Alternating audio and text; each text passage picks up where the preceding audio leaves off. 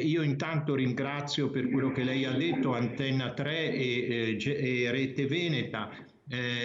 Sono contento, ecco, di questa collaborazione che abbiamo avuto in questi mesi. Ringrazio la direzione, la proprietà di queste emittenti. Direi anche una cosa, che sono rimasto colpito dalla qualità del servizio religioso, una ottima regia e direi anche uno stile che aveva a cuore mettere al centro di tutto la celebrazione, grazie ai tecnici che ci hanno messo in condizioni di poter operare al meglio, dimostrando anche una sensibilità e una comprensione dell'evento che stavano riprendendo e trasmettendo.